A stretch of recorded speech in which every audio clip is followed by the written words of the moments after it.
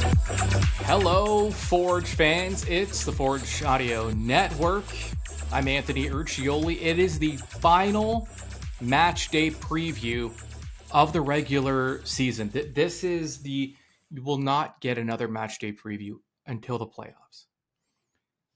Now, a lot of times you get to the final game of the season and there's not a lot to play for. You might want to give some players some rest.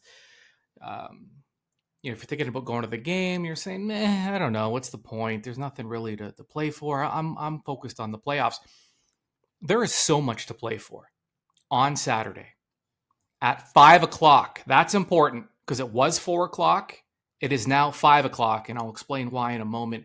Forge FC, home to one of their rivals, Atletico Ottawa, the team that they beat last year to capture their third CPL title.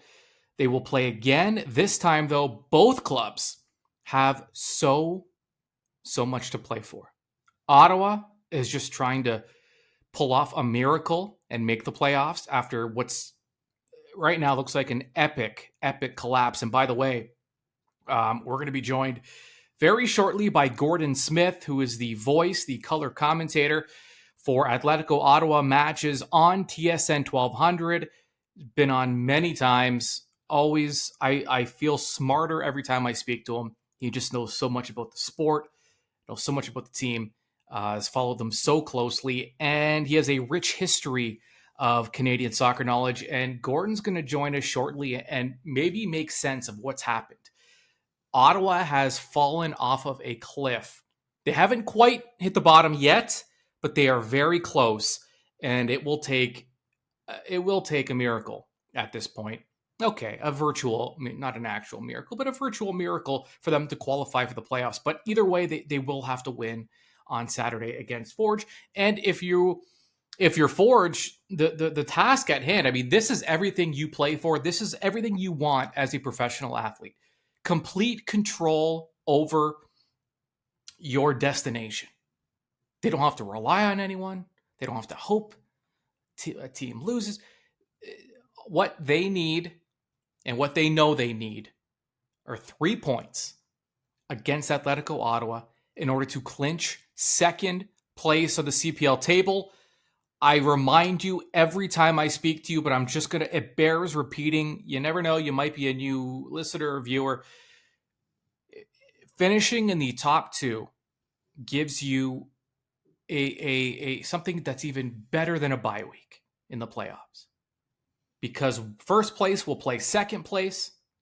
The winner, and in this case we know who first place is, it's Cavalry. Cavalry will host that game against either Forge or Pacific, but if Forge can collect all 3 points, they are guaranteeing their spot in that play-in game. And that play-in game, you're not playing to get in the playoffs. You're playing to get into the final. Cavalry would host Forge. One would host two. The winner would go to the final and host the final. All you have to do is win one game and you host a CPL final. That is the destination right now. Getting into second place, getting into that match against Cavalry.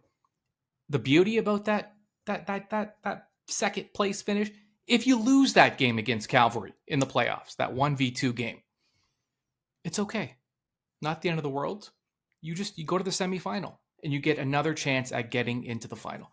Top two is where you want to be. It's where you need to be if you're Forge, and they have that opportunity. They are in complete control. Why are they in complete control? Well, first of all, Forge lost their last match against Halifax. It was a 2-1 loss on the road. I have never felt better about a club after a loss than I did over the weekend.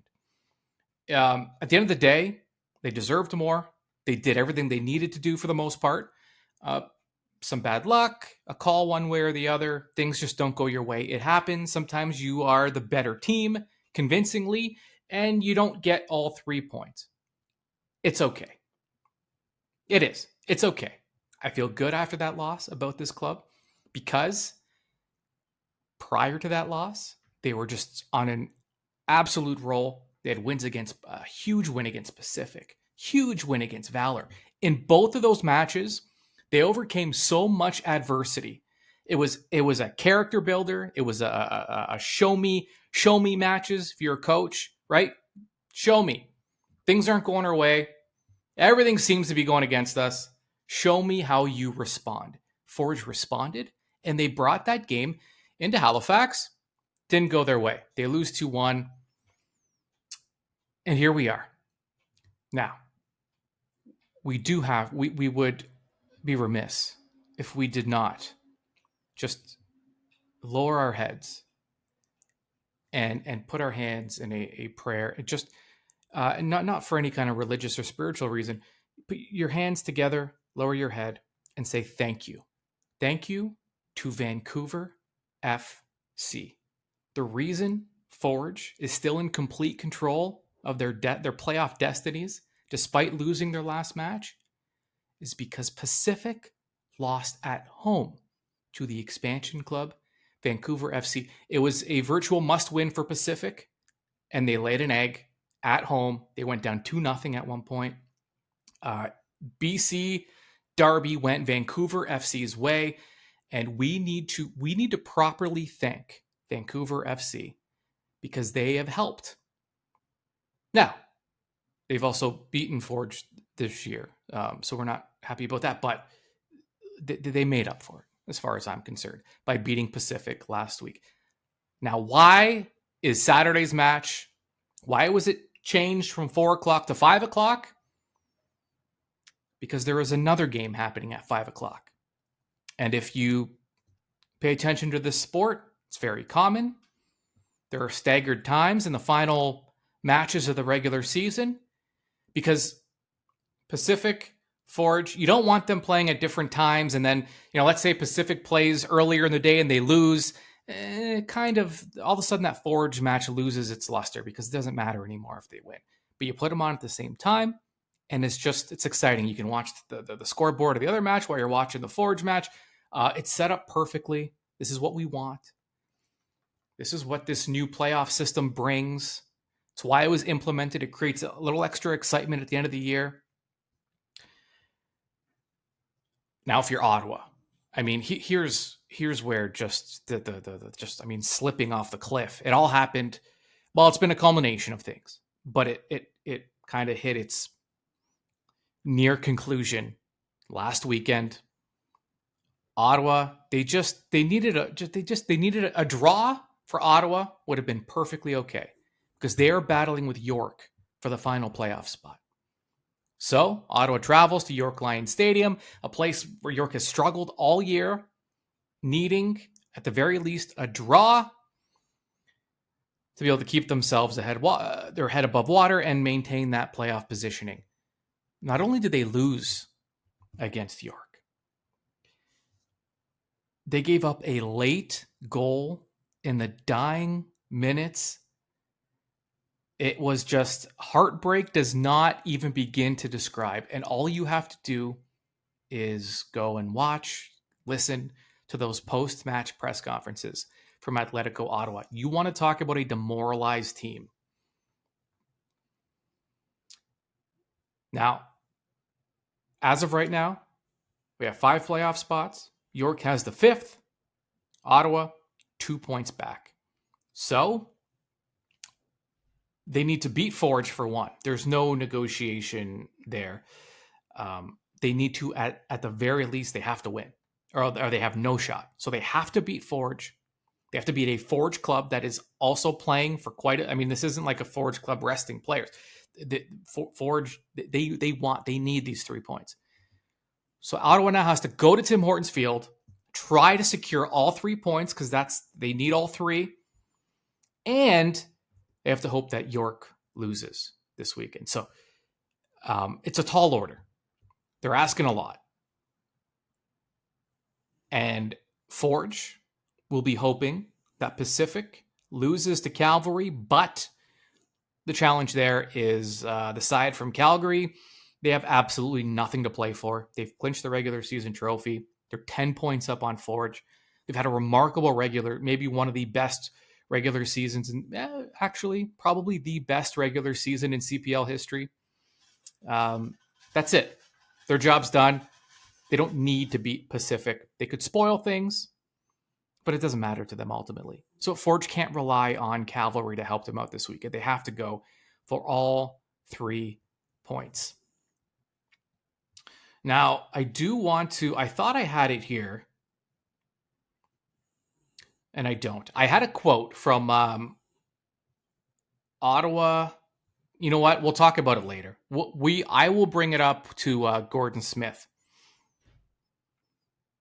Yeah, we'll get to it when we talk to Gordon Smith. It'll be more fitting in that little segment where we talk more about Ottawa. We'll talk about the post game comments from players and coaches, and I'll get Gordon's take on it. So stay tuned for that. Forge's home record has improved. They've now been unbeaten over the last several home matches after just failing to pick up enough points at home. They've still left a little too many points on the field at Tim Hortons Field. There's a lot of draws in there, but ultimately, third best road record in the third best home record in the CPL for Forge. Away from home, Atletico Ottawa, nothing spectacular. Bottom half of the league away from home. Head to head, it has been all Forge all the time, mostly. They've played each other 15 times. And in those 15 matches, Ottawa has won once. And what's crazy about that is the losses, a lot of times they feel worse than the wins feel good. You know, the emotion from a loss is just more powerful than a win. It's a very biologically programmed thing. It's helpful. It helps us. It helps us learn. It's beneficial, right? Loss weighs on us because it helps us. It's self-improvement and all that stuff. So it's beneficial. But that one loss, if you asked me to pick out a win against Ottawa and tell me about it, they've beaten Ottawa 11 times. Outside of the CPL final, I couldn't describe a single one of those wins. They were wins. That was it. The one loss to Ottawa, I can remember I can remember everything about that loss to Ottawa. I remember Bassett's goal off a free kick, the blown call, the non-call from the referee, from the official when Ottawa player was along the wall that Forge built. He wasn't allowed to be there. They let him be there anyway. And Ottawa ended up scoring and winning that game 1-0 at Tim Hortons Field. But I remember the loss. I don't remember any of the wins, essentially, or the 3 draws. Head-to-head, though, well, before we get to head-to-head, Ottawa hasn't won in 7 matches, by the way. This is a team that's fighting for a playoff spot. They have not won a match in their last 7 attempts. I mean, that is collapsing under the pressure a little bit. And they've lost 3 in a row, making matters even worse. Ottawa's given up the first goal in 5 of their last 6. We can go through this all day. They've been struggling. Head-to-head between the clubs this year, Forge won the first 3, and then they played to a draw. Or excuse me, yes, no, it hasn't happened yet. But Forge won 3 in a row against Atletico to start the year. And this is it. This is the deciding match. Forge ranked number 3 in goals scored per match in the league. They've kept the most clean sheets with 10. Tristan Borges ranked number 2 in big chance creation in the competition. Ottawa ranked 5th in goals, haven't scored in their last 2 matches. But Ollie Bassett is still the CPL's top scorer with 11. He is a one-man. He's the only one. And that'll factor into our 3 keys, believe me. That is really just, it's been Ollie Bassett or bust for Ottawa to this point. While Ollie Bassett is the leading scorer in terms of total number of goals, scoring frequency, goals per minute, number 1 in the CPL, our very own Rubens Pasillas, averaging a goal every 133 minutes. That is number 1. In fact, 3 of the top 4 scoring frequency players are all from Forge FC. Pacias is number 1, Jordan Hamilton number 3, Taron Campbell number 4. 3 strikers, 3 attackers within the top 4 in terms of goals per minutes played. That is impressive. Ball possession numbers, Forge FC will likely finish the year number 1 again. They're number 1 right now at 54.3%. Ottawa, second worst ball. They're at 43%. They're just a smidge above Vancouver FC, the expansion club. Shots on target per match, Forge lead the league 4.8 per match. Ottawa not bad at 4.5, but they do lack some quality, and it's reflective in that stat. I included this one because it's still Forge lead the league in just being unlucky, hitting the post, hitting the woodwork 13 times this year. By comparison, Ottawa's hit it 8 times. So Forge, despite their success this year, their shots on target, they're also number 1 in just kind of being unlucky and hitting the post. Okay, we need to know what is going on in Ottawa. The only man who can deliver is Gordon Smith, color commentator, analyst for TSN 1200 in Ottawa. And he joins the match day preview now. All right, Gordon. Well, first off, welcome back. I think you may hold the record for most appearances on the match day preview. And, we can almost sum up Ottawa's season based on how we've started our chats. It was pretty much, right? It's alternated. It's at first we talked about kind of the low expectations in Ottawa, the questions due to some key departures. The next time I asked about the club's slow start. Then we talked about Ottawa's turnaround, and they were actually challenging for the regular season title at one point. Sure. And now we're back to talking about what may be, at least we're close to a pretty substantial collapse. Winless in 7, now out of a playoff position after that loss to York. They now need a win in Hamilton and a York loss or a draw in Vancouver to get into the playoffs. I guess all I'm asking is, how did we get to this point? Well, I think your collapse comment was spot on. I'd even go as far to say it's almost a collapse of biblical proportions, because nobody, and I mean nobody, certainly not within the fan base, certainly not within the players and staff themselves at Ottawa, and the CPL community as a whole expected Ottawa to really go into the tank that they have with the last 7 games. I mean, 2 points out of 21 is nothing short of abysmal, and collapse definitely is the key word there. If I knew what the reasons were for it, Anthony, I'd be able to go through every single game point by point. But the fact of the matter is, this team just seems to either one of 2 things. They either switch off late in the game and they leave, whether it's mental, mistakes, whether it's just tiredness mistakes, I really don't know. Or it's just a case of this team continues to drive forward to try and pick up 3 points instead of the 1 point that they already have. The old, bird in the hand is worth 2 in the bush type thing. Well, a point in the hand is worth three in the standings, I suppose, if you want to look at it in terms like that. But I think, sort of early on in this late season collapse, when a couple of games were lost in the 94th minute, the 97th minute, and so on, I think it was more or less a case of, we're still trying to drive forward. We're still trying to pick up 3 points that would be so much better in the standings. In the last few games, it's been a case of, look, you had a point, which now looking back, those 5 points that you had as draws would put you in a playoff position almost, right? In fact, it would put you in a playoff position, because you would have been well above York with regards to a separation with them going into the last 3 points of the season. So big picture is you didn't get the job done. There were some games where, like every other sort of loss possible this season, you've had more shots at goal, not necessarily on target, but your build-up play has been good enough. Certainly on the counter, I think that's been one thing that's been a steady and consistent over the course of this run, is that they are getting, decent enough chances or opportunities in the box. You look at the score sheet at times, and it's like, 9 shots on target, 14 shots on shots at goal, and you're like, how can you not be turning those into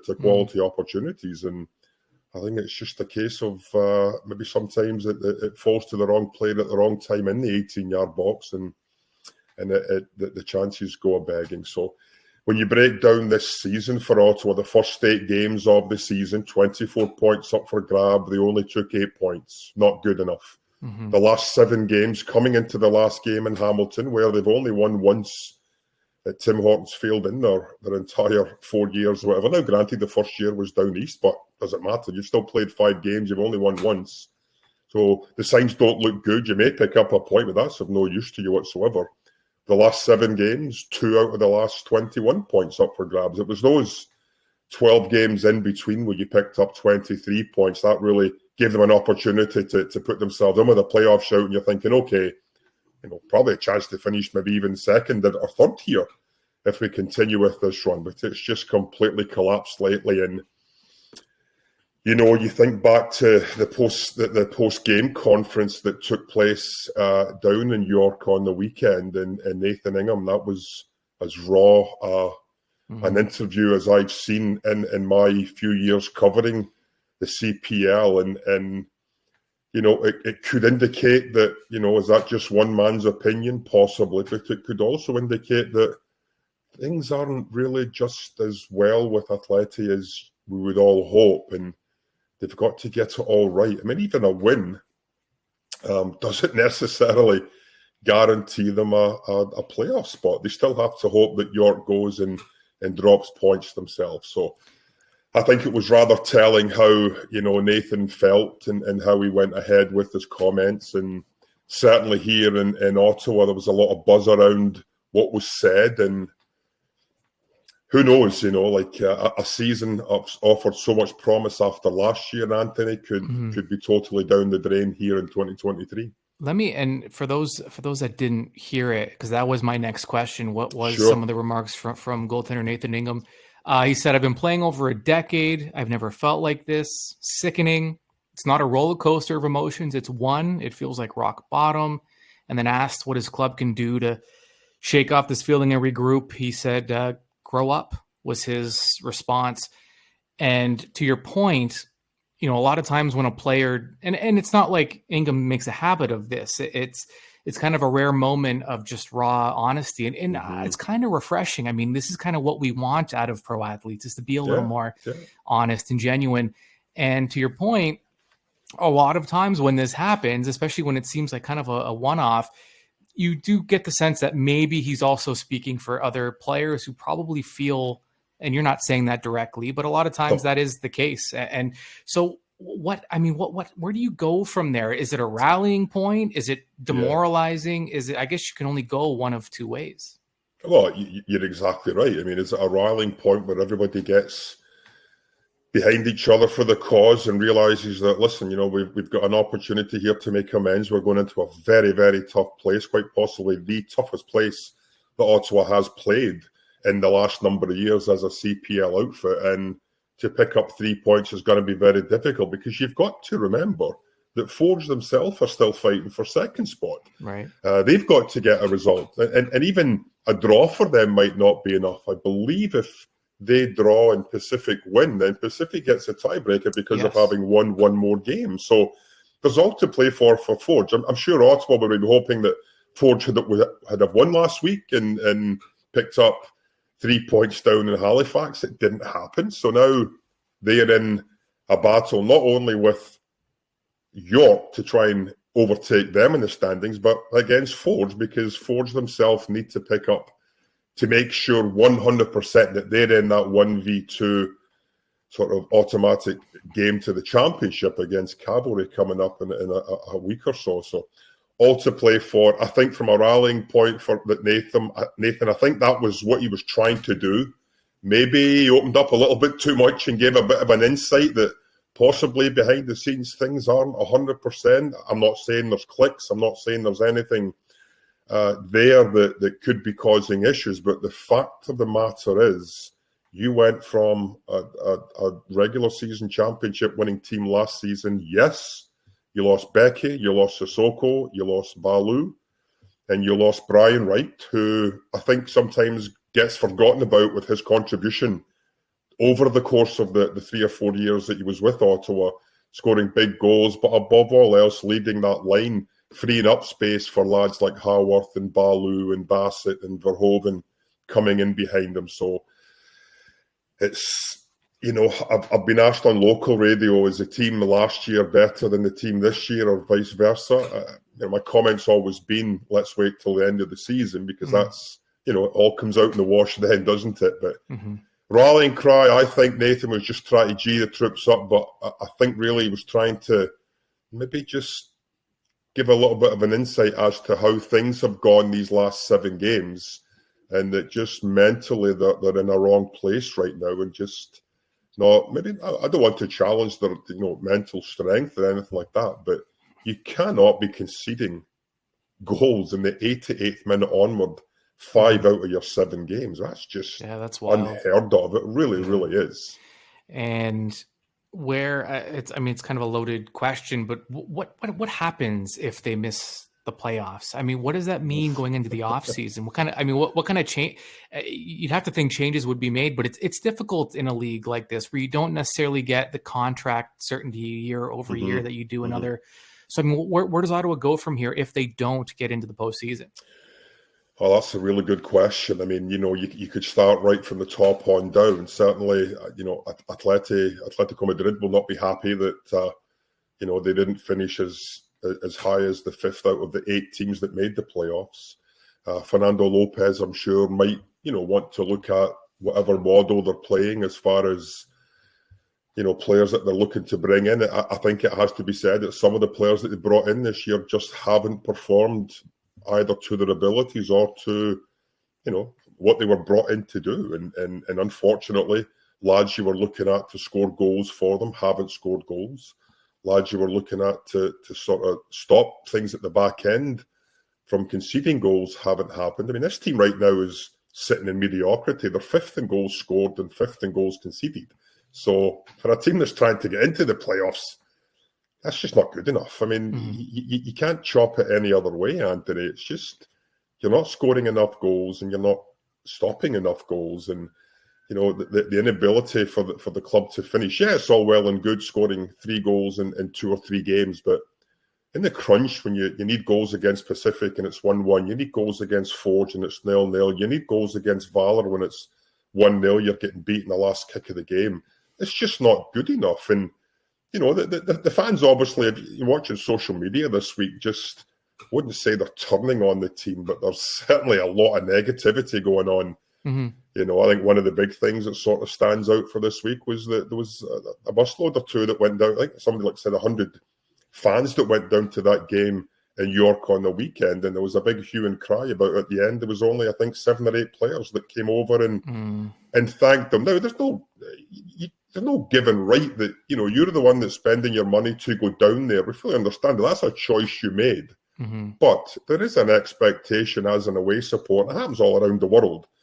As an away support, you do expect your players, win, lose or draw, to come over and at least acknowledge the fact that you're there as an away support, cheering them on. And I think there's a lot of feedback from there that was just not done properly, and a lot of anger, I think, from the supporters group that this season has just completely gotten away from them. That 7 or 8 games ago, they were looking in a really, really good spot. I think at some point, as you said, they were up there, maybe even second at one time, I think, possibly with an opportunity to jump into first place, and it's just completely tanked out. So it's a sad state of affairs. Getting back to your original question, there would have to be changes. Whether it's right at the top, I don't know. That's not for me to say. I'm polishing up my resume as we speak right now, so hopefully maybe I'll get a call to come in. But no, in all seriousness, you can't have a season like last year, Anthony, and then a season like this year and not expect to make changes, because bottom line, it just hasn't been good enough. Yeah, no, that's fair. Before I let you go, one of my biggest pet peeves in sports is you do get a lot of, it's the criticism of officials refereeing when at the end of the day, I'm a firm believer in most situations, through the course of a season, they all kind of even up the calls. You get You some, would you hope. lose some. You hope so. Yeah, But I yeah. think generally that's kind of what happens.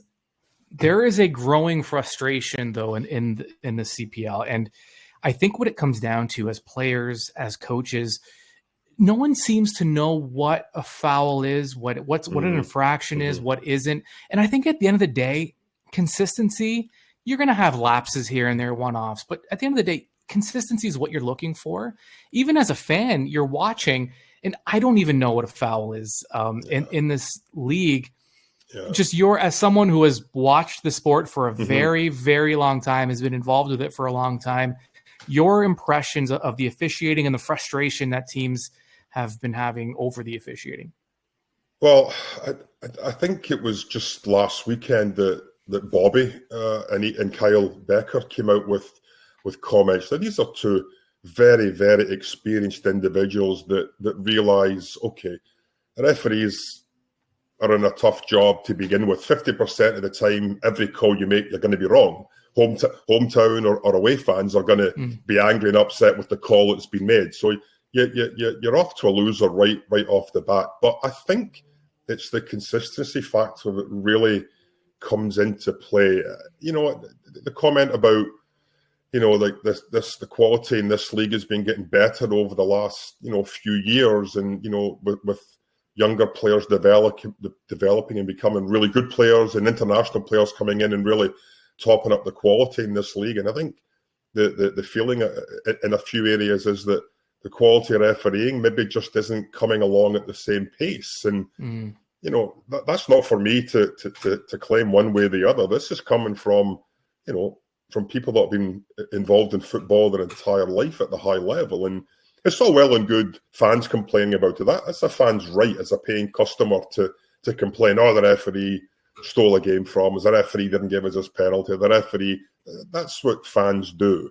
Players, to a certain extent, whine about it simply because, it cost us 3 points, it maybe cost me a win bonus. I'm not talking necessarily CPL, I'm talking around the world. Yeah. It lost me a win bonus. But when you start getting coaches that are well respected and revered around this country making comments about officials, then that somebody has to sit up and take notice. Somebody has to realise that, okay, here we may have a little bit of an issue, and as much as we all like to, think that we're bringing the officiating along the same pace as the players in the league, we might not be there right now, and that might just have to get better. The one thing that really frustrates me, Anthony, and we see this certainly a lot of the games that I've done live at TD Place for Atleti, I know the referees are in communication with each other, but I just wish that the assistant referees would have more authority to make decisions. You watch a game, and the number of times that a free kick or a foul or a call happens right in front of an assistant referee, and he obviously can see that something has happened, whether it's a push in the back, whether it's a late tap, whatever. And it's not until the referee blows the whistle for the foul or for the whatever the call was, that then the assistant referee's flag goes up as if to say, oh yeah, I saw that all along. No, you saw it, you make the call. Give the referee some help I saw it, you've obviously seen my flag to give me the authority to make a call. Too often, maybe referees send assistant referees, and I don't know this happens for sure, but I'm almost positive that in some cases the referees might have directions to the assistant referees saying, listen, I just want you to call offsides, just call when the ball goes out, throw-ins, things like that. Let me deal with the major calls. And I think sometimes that is where coaches might look at it and say, you're 5 yards away from this, you're 10 yards away from it. The referee is 40, 50 yards away on the other side of the field. You should be able to make that call that would stop any of this. You missed a call that led to a breakaway counter-attack, that led to a corner kick, that led to a goal. And that was exactly how it was against Cavalry for Ottawa a few weeks ago. There was quite clearly a push in the back on Carl Haworth, right in central midfield. Assistant referee didn't call it. Referee a little bit further away didn't call it. broke up the field on a counter, won the corner, and that's where the 2-1 winning goal came in. Now, does it matter? I mean, we know VAR isn't in use here in Canada. Should we maybe look at a sort of scaled down version of VAR where there's a monitor at the side, at least with the one soccer feed, Anthony, so that if there's something contentious or debatable, the referee can come over and at least be looking at different angles of a penalty kick or different angles of, anything, a red card, or different angles of ball over a line, anything that's going to give the referee more tools to work with. I'm all for it. If it holds up the game for a minute or two, who cares? Because at the end of the season, as much as it is, and obviously we saw the situation with Liverpool and Spurs on the weekend, ultimately it's supposed to be about getting things right. Well, in that case, it wasn't. And I'm not saying that 100% of the time it would be on a scaled back version of VAR, but at least allow the referees to possibly go to a monitor right at midfield. And it can be on the other side of the park, away from the fans and away from where the benches are, Anthony, as well. I mean, it doesn't necessarily have to be right in front of everyone. Give the referee some time to go away, take a look at the one soccer, maybe be in touch with one soccer and ask for a couple of different angles. Can you roll it back 5 seconds to let me see where the ball... Things like that. Offside is offside. I'm not worried about the offside part of it because we don't have lines, we don't have true VAR. But on things like penalty kicks, things like whether it's inside or outside the box, possibly goal line technology, just something that is going to help our referees have more tools to be able to do their job even better, then I'm all in favour for it. But something somewhere has to happen because, as I said, you can't have elite players and elite coaches in this country, in this league, calling out officials. It's like almost every single game there's one or two coaches and players that are just biting their tongue because they know they're going to be in trouble. And yeah, a 5-0 loss or a 5-0 win, you're not going to complain about the referee. You got gubbed. It's simple as that. But a 1-1, when you concede a penalty 5-10 minutes left to go, that really wasn't a penalty. There was no high foot. There was no, sliding in. You weren't coming in from behind. It was a good tackle, or there was no contact. I think that's the worst that people get upset about. Yeah. There's no contact on what's deemed to be a penalty. And that gets frustrating, and that boils over, and emotions tend to, in the last 5 minutes, where, you've got a little bit of payback, a little bit of payback, a little bit of redemption.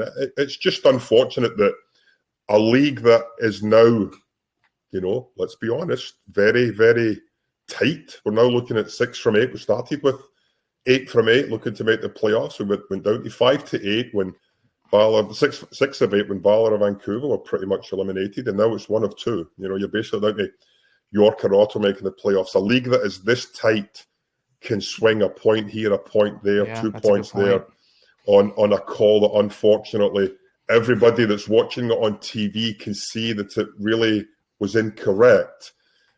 Give them a little bit of help, give them a little bit of support, give them a monitor at halfway to go and look to make... it could still be the wrong decision, but if the referee is 100% sure in his mind his call was correct, and what he's seeing, he's pretty sure it's backing up his call, then that's fine. But just to be going with what's on field and then it gets replayed over and over and over again, it didn't lead to a goal. It didn't lead to anything. But there was an incident, I think maybe 6 or 7 games ago, where Ottawa had a corner kick. And the corner kick was played, I think it was Iliadis played the ball to Ollie Bassett. And Ollie actually sort of dribbled the ball away from the corner, and the flag went up for offside. And everybody's sort of like, okay, well, what really happened? Did possibly Ollie play the ball for? I don't know. We all know you can't be offside from a corner kick. Yeah. And I think it was Carl Haworth that was actually going spare on the assistant referees. You can't be offside from a corner kick. So it was just again, it's one of those things that just highlights, unfortunately, maybe we're just not there quite yet with the quality of officiating being as good as the quality of play that we're seeing on the field week in, week out. And that's a key point, because this is also, it's still a newish league. It's a smaller league.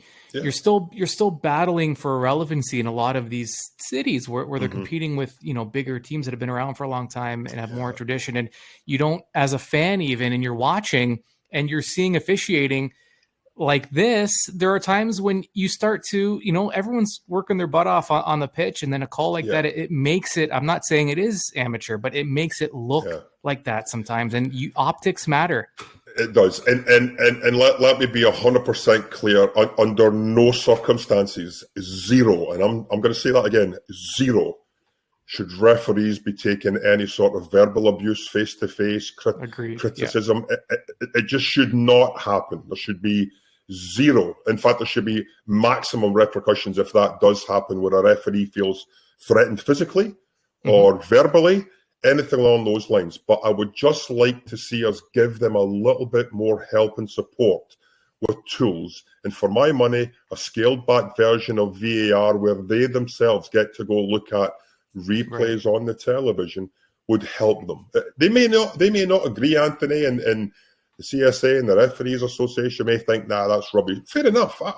I'm just giving my pundit's opinion as to what I think would help them, and I would like to see it possibly implemented next year. Because we know we don't have the money for VAR, and we know we don't have the money to be employing, maybe the fourth official could be the one that looks at it. Between the fourth official and the referee, they're the one that can talk amongst themselves to make a decision rightly or wrongly. But I would like us to optically, I'd like to see some sort of an attempt being made to drag things back to more of an even field between officiating and between players and coaches.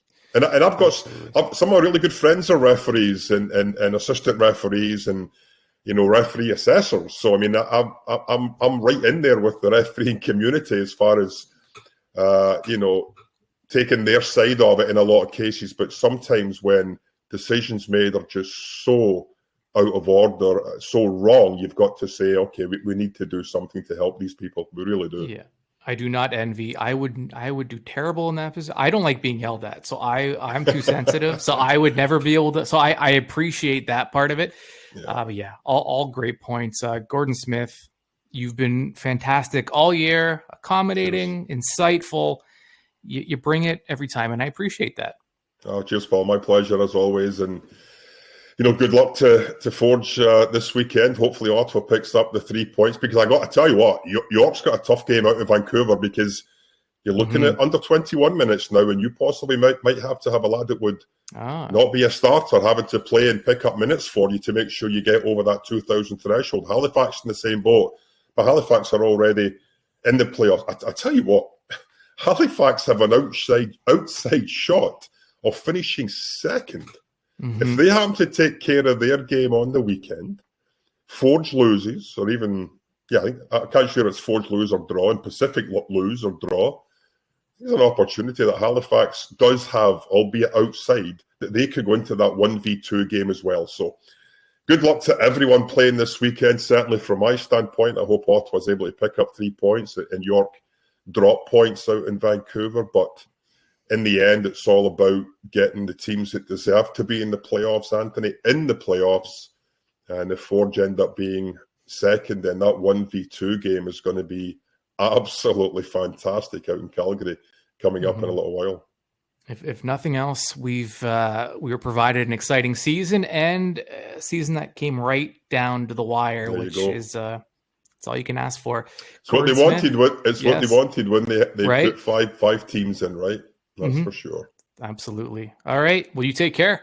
You too, my friend. All the best and take care. It's been great all year, and hopefully we get a chance to do it next year. All right, Forge fans, your 3 keys to the match in the regular season finale for Forge FC, needing 3 points to secure second place. Here's how they can do it. Key number 1, simple. Just keep the train moving.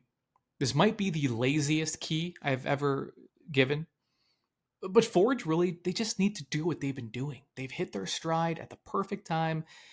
And they need to bring their brand of front foot soccer to Tim Hortons Field on Saturday. Top guys are playing like top guys. They're defending well, and they've been unflappable lately, despite the in-match adversity they've faced over the last month or so. They just need to keep the train moving. Key number 2 for Forge: on the ropes. Atletico Ottawa on the verge of a massive, massive collapse, despite threatening a top 2 finish for large chunks of the season, Ottawa's gone winless in 7, including a loss to York in the dying seconds last week, leaving them now outside the playoff picture. This is not a confident club right now. And a quick start that includes an opening goal, just lean, pour on the pressure. Just they're not in a good spot. Keep that feeling going. An opening goal, I mean, it would be pretty demoralizing for Ottawa, and it would go a long way. I mean, opening goals are important. It is extra important. This weekend, Ottawa's on the ropes. Forge does not need to help them up. Key number 3 for Forge FC, Bottle Bassett.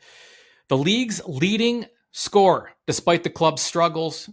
Ollie Bassett still at the top of that stat. And if Ottawa's going to find some level of heroism on Saturday, you have a feeling it's going to come from Ollie Bassett. And he is the heartbeat. He keeps this team alive. Forge have to make sure Bassett is bottled. Get in his face, take away his space. Don't give up any cheap fouls in dangerous areas. He's very good on set pieces. If Ottawa is going to revive their season, force them to do it without their captain's production. Those are your 3 keys. foragefc.ca/tickets. You're going to want to be there live. Listen, this is what I'm here to help you. You are going to regret not being there live, watching Forge, and also checking your phone to see if Pacific. It's just an all of it exciting afternoon. And I mean, 5:00. What a perfect time on a Saturday. You still have your Saturday night. Everything is lining up. Everything is lining up in your favor. You will want to be there live. I will be there, and I hope to see you there. Don't forget, though, following the match on Saturday, you will get an instant match in review. You hear that final whistle, head on over to the Forge FC YouTube channel, and we will break it all down for you. Hopefully, we will be able to use that time to preview a bit Forge's upcoming playoff match against Calvary. That's best case scenario. Listen, we've said all we've said it all. All that's left is for this match to be played. We will talk to you very, very soon.